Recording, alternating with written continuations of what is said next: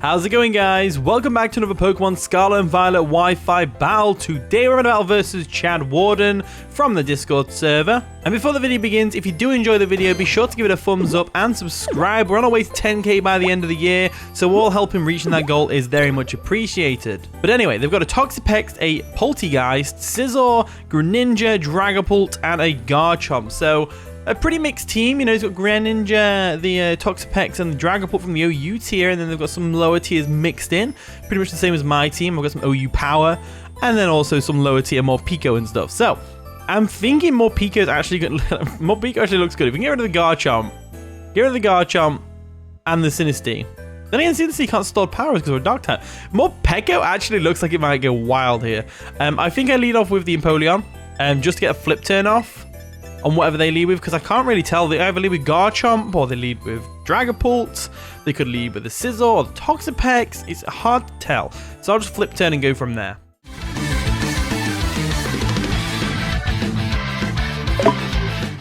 And the battle begins. So Chad's going to lead off with the Toxapex. Yeah, this is what I mean. I couldn't tell what they were going to lead off with. Like, who leads with Toxapex? Like, right? Get the Toxic Spikes up straight away. Yeah, something like that. So we are going to be able to retain our Air Balloon, which is good. We're going to go straight for a flip turn here. Get on out of there. See what they do. They probably go for a Toxic Spikes, I would have to guess. Oh, the Rocky Helmet as well. That's unfortunate. So we've got a bit of chip damage, but it is good to know the Rocky Helmet. It's good to know. So what do we have to deal with Toxapex? It is a very powerful Pokemon. So I would say our best bet is probably the Thunderbolt on the Iron Valiant, but I do not want to use that booster energy and speed just yet. So I'm thinking we can't go into you because Aura Wheel's going to be a Dark type, because as soon as we switch in, we're going to change to our Angry mode. So I'm leaning towards Dusknoir, purely for the fact we can go for an EQ, and they have no resistances or immunities to ground. So I'm thinking Dusknoir's a good one. So let's go into the Great Dusknoir. That's a reference to Pokemon Mystery Dungeon Explorers of Time, Darkness, and Sky. If you didn't know, couldn't tell.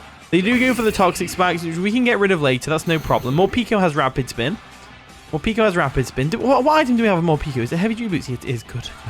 Phew, I don't want it to get poisoned. So we got a couple of options here. Poltergeist hurts. Earthquake hurts. I think Earthquake is the best bet, so let's go Earthquake. They do stay in. They don't know what Dusknoir's going to do. I'm Choice Banded. Let's see how much this does. A lot of damage. That's a lot of damage. So they go for a Toxic. They are a Poison type, so it had no chance of missing. So no hacks there, which is good. If we could have got a crit Earthquake, that would have been nice. That would have been real nice. But you know what? We don't lose anything from staying in and going for an EQ here.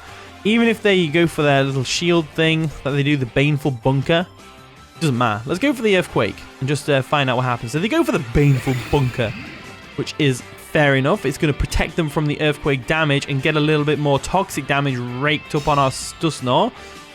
But it's fine, because this next turn, what's going to switch in? Nothing at all. Nothing's going to switch in. By the way, has everyone seen the new Halloween battle competition? The what's it called? Trick or Treat battle competition or something like that. Let's go for another EQ. There we go. Take out the Toxapex. They don't really have a switch in. So we take out the Toxapex, which is great, with the Dusknoir. Choice Band Dusknoir putting in the work already. If it wasn't for Dusknoir, we'd have no chance against that. I can't remember what it's called now. Toxapex. In comes the Greninja. So Greninja obviously threatens us out with that Dark Pulse. Nice and shiny as well. Gotta love it. So with that in mind, let's go back to our Empoleon. We are going to lose our Air Balloon because we're going to get smacked in the face with a Dark Pulse, but I believe we can take two, so we should be all right. I don't think Greninja really gets more. I think he gets low kick, but it's not going to go for a low kick on a Dusknoir, surely. Now, there's the Dark Pulse. So the Dark Pulse was coming. They are Protean, not Battle Bond, which is good to know. There's no sweeping capabilities. I mean, there is. You could definitely just run right through our team, but I don't think it will. So now that we know it's a pure Dark type, we can do one of two things. We can have a Stain and Surf. Surf's going to hurt a little bit on everything. Or we go for a flip turn. I think flip turn's the way to go, and then get a free switch with something else. They actually stay in an attack, doing more damage to us, and we flinch. Are you kidding me right now? I guess it's time to pop the Iron Valiant's booster energy. They could go for a Surf to take us out, though, which would be bad. So I'm actually leaning towards Morpeko. But no, because again, when we switch in, we'll turn into our Hangry mode. Do we let Empoleon go down? I mean, looking at their team, Empoleon's not really doing much else. We'll go for the Roost just in case they don't go for a Dark Pulse. They do go for a Dark Pulse, though, of course. It's going to take out Empoleon, which is unfortunate, but we can come back from this. There's no problem. They're not Battle Bond. It's not like they're going to sweep us or anything like that with that. So now we get a free Switch in Time Valiant, which is what I'm hoping for, or Morpeko.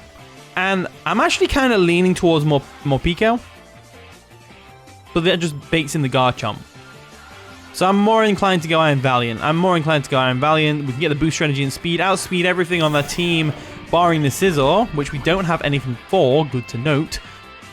So we don't even have to go for Moonblast here. We can go straight for the Aura Sphere, do a bit more damage to the Scizor if the Scizor comes in, and then we can Terra Electric if we want to. And Terra Electric, yes. Terra Electric if we want to and go for a T-Bolt. That'll do a lot of damage to the Scizor as well. So let's go for the Aura Sphere. They stay in because they don't really have a good switch in to either of our stabs. Scizor is probably 2-hit KO by Aura Sphere, and Sinistea, Garchomp, and Dragapult don't want to take a Moonblast to the face, or at least 2 anyway. Poltegeist would switch in, take 1, and then it'd just get outspent and taken out the next turn. So they had to let the Greninja go down, really. In comes the Poltegeist. So this thing is going to be the Baron of our existence right now because they're going to go for a Shell Smash. But it's fine. We can handle this no problem. All we need to do is go for a Moonblast first, take it right down to its Focus Sash, which we probably won't, to be fair. It does a lot of damage, but not enough.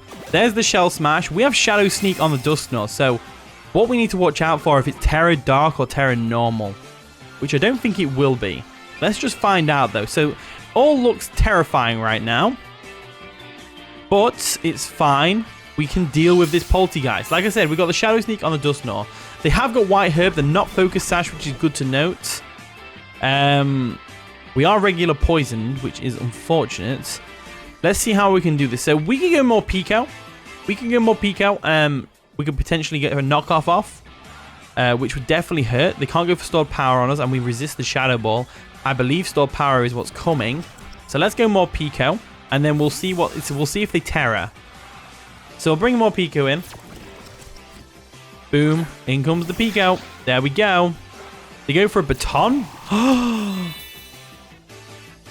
Oh no. They've just Baton passed a Shell Smash to something. Probably the Dragapult, right? Or the Garchomp. Either way, we're screwed. Okay, this just went from... I can just Shadow Sneak the Poltegeist to I'm going to pass this to Scizor. So Scizor comes in. It's going to get a nice and powerful Shell Smash Baton Pass to it, which really, really angers my Morpeko. Like, you think that's hunger? It's anger. So, knowing they're going to go for a Grass type move, we could Terra, but that's not the best option. Best option is probably Gliscor. Now, Gliscor can handle this no problem, I think. If we can weaken it enough to where Dusknoir can finish it off with Shadow Sneak, that'd be ideal. I definitely want to keep Morpeko alive for the likes of...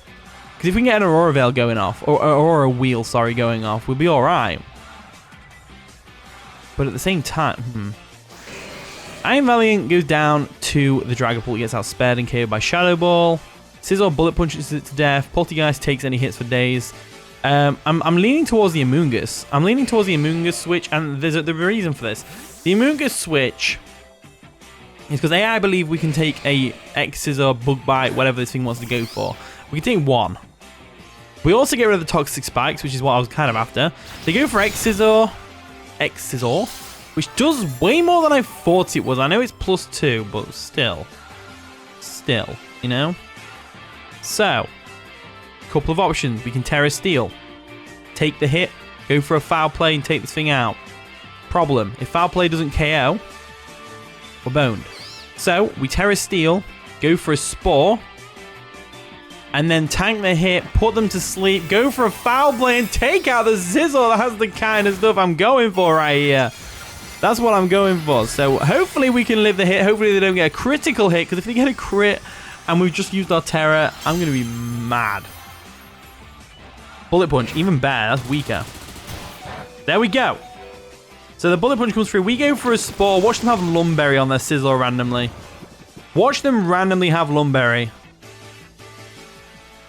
They don't. So that's good. Okay, no Lumberry. So nothing to worry about. All we have to do now is go for a foul play. That's all we need to do. Foul play can come through. We have a steel type Amoonguss, which can absolutely wall the heck out of the Poltergeist, that's for sure. And this thing. They do withdraw, so something else is going to sleep right now. What's going to sleep? The Poltergeist? Garchomp. So the fact that they withdrew is great, because it means no longer do we have to have the Shell Smash fear. We go for the foul play with the Amoonguss. It's going to get some rough skin damage. And no Rocky Helmet damage, which is nice. So we can switch the Amoonguss out here.